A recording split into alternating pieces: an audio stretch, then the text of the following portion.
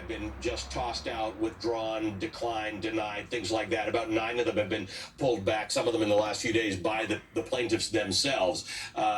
So in fact, in all these fishing expeditions that Barr is on to find evidence of voter fraud, zero has been found so far. So it's kind of ironic that Lindsey Graham is the first person we've actually heard of alleged by a Secretary of State to be talking about throwing out or getting rid of legally cast ballots.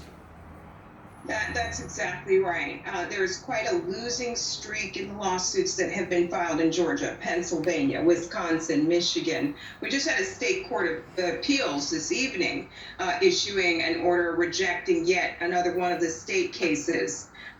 We know that lawyers are dropping off of these cases left and right. There are a number of lawyers that dropped off of one of the pending federal lawsuits in Pennsylvania.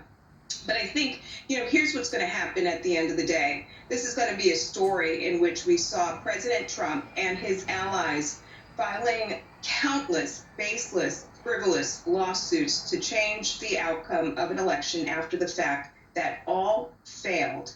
And I think at the end of the day, the story is up. The story is over. We've been hearing this false narrative about massive vote fraud for years now. And here was their chance to prove it. And in case after case after case, they were unable to proffer any evidence or substantial proof that fraud exists in our country. So I think that we will finally put that false narrative to rest.